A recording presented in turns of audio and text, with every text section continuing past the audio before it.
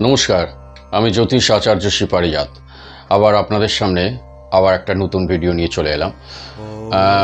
দেখুন, আমি গতকাল আপনারা হয়তো দেখেছেন জানি না, এই মানে শ্রাবণ মাসে, এই শ্রাবণ মাসটায় প্রতিটা সোমবার, মানে আপনারা প্রতিটা রাশিভিত্তিক 12টা রাশির জন্য আমি বলেছি যে প্রতিটা সোমবার কি কি আচার, কি কি ক্রিয়া, কিভাবে শিবের বন্দনা করলে শিব ঠাকুরের তার প্রতিটা রাশির কি কি উপকার হবে, মানে আচারগুলো বলেছি, পদ্ধতিগুলো। তো আজকে বলবো, মানে এই পদ্ধতিগুলো তো প্রত্যেকে করলেই প্রত্যেকেই কিছু না কিছু উপকৃত হবে, এটা একদম সত্যি কথা। আমি জানি না, আর একটা জিনিস আমি বলে রেখেছি, আমি যে ভিডিওগুলো দিচ্ছি আমার এখন সাবস্ক্রাইবার হয়তো মানে বিলো 1000 আছে, মানে 950 বা 952 এরকম কিছু হবে, কিন্তু আমার মনে হচ্ছে যেন আপনারা প্রত্যেকে যেন নোটিফিকেশানটা পাচ্ছেন না আমি ভিডিও দেওয়ার সাথে সাথে, এটা আমার মনে হয়েছে।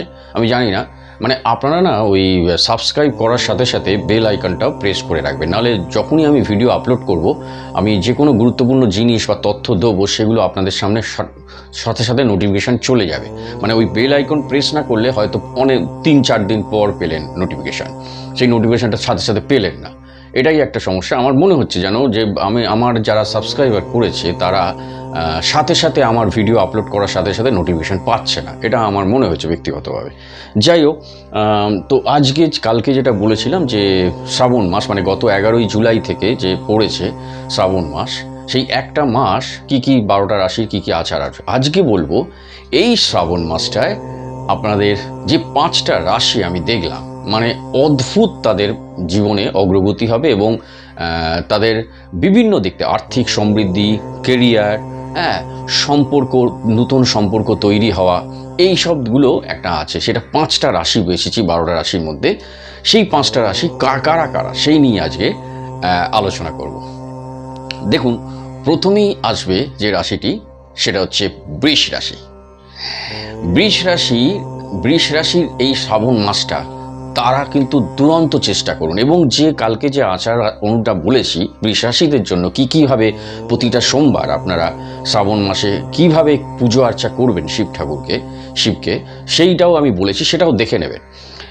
প্রথম বৃষ রাশি, কারণ তাদের বিভিন্ন আর্থিক দিক দিয়ে আর্থিক প্রভাব তাদের বেড়ে যাবে, কেরিয়ারের দিকে খুব, মানে তাদের কেরিয়ার, নতুন কেরিয়ার সৃষ্টি হতে পারে, আবার তারা নিত্য নতুন কর্মের একটা যোগাযোগ পেয়ে যাবেন, এবং তারা যদি কোথাও বিনিয়োগও করতে চান এই শ্রাবণ মাসটায়, তাদের জন্য খুবই ভালো এই বৃষ রাশিদের জন্য। সেকেন্ড হচ্ছে মিথুন রাশি। এদের কিন্তু বলবো মিথুন রাশিরও দুরন্ত সময়, মানে এই 5টা রাশি বলছি তার মধ্যে দ্বিতীয় নম্বর মিথুন রাশি।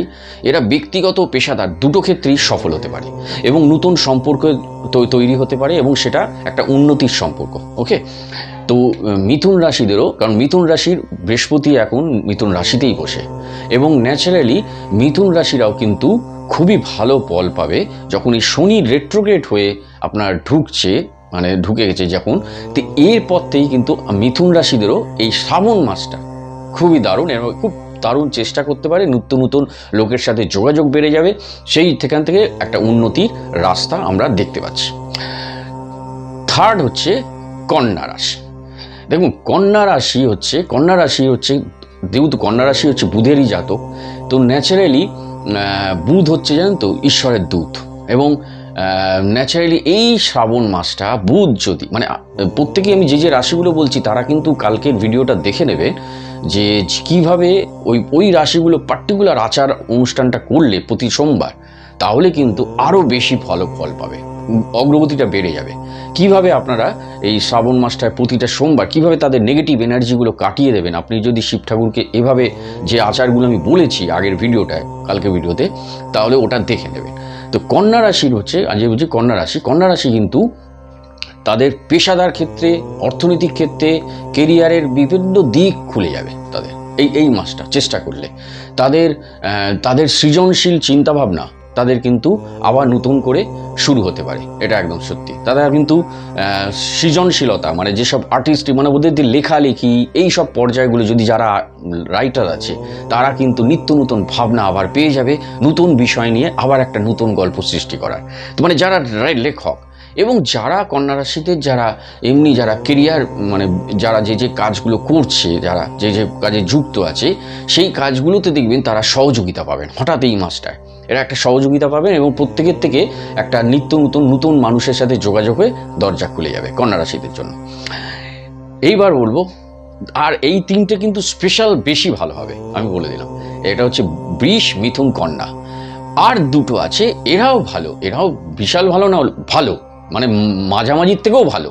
হ্যাঁ, সেটা হচ্ছে একটা হচ্ছে সিংহ রাশি।